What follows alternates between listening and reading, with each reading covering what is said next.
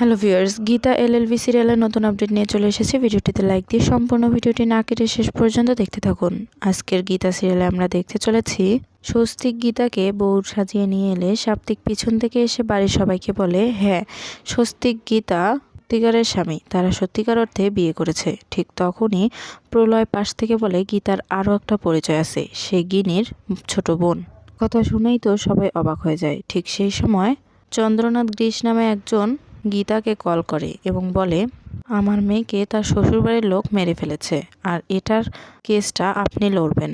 আপনি ছাড়া এই কেসটা কেউ লড়তে পারবে না, কারণ বিরোধী দল অনেক শক্তিমান। তখন গীতা জিজ্ঞেস করে, বিরোধী দলকে? তখন লোকটি বলে, অগ্নিজিৎ মুখার্জি। এই কথা শোনা মাত্রই গীতা বলে, আমি আপনার কেসটা নিলাম, এখন ফোন রাখছি, পরে আপনার সাথে এ ব্যাপারে কথা বলবো। এই বলেই ফোন রেখে দেয় গীতা। এরপর অগ্নিজিৎ মুখার্জিকে বলে, আরও একটা আপনার বিরুদ্ধে কেস পেয়ে গেলাম। ঠিক তখনই রাকাশ এখানে থেকে গীতাকে বলে, আমাদের বাড়ির সামনে দাঁড়িয়ে আমাদেরকেই থ্রেট করতেছো তুমি? এরপর জাগরুতি গীতাকে বলে, আমি এই মেয়েকে কিছুতেই এই বাড়িতে বরণ করে তুলব না, আমার ছেলের পাশে আমি একে কোনোদিনও মেনে নেব না।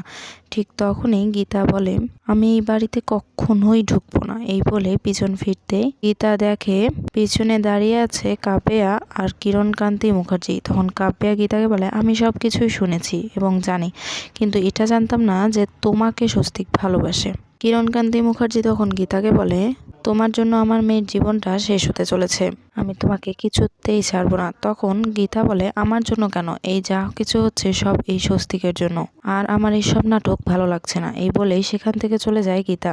এরপর কিরণকান্তি মুখার্জি অগ্নিজিৎ মুখার্জির কাছে যায় আর বলে, 30 ডেজ, মাত্র 30 ডেজ আপনাকে আমি সময় দিলাম। আমার মেয়েকে আমি এই বাড়ির বউ হিসেবে আর আমার ছেলেকে জেলের বাইরে আমি দেখতে চাই, তা না হলে আমি এই বাড়ি জ্বালিয়ে দেব একদম।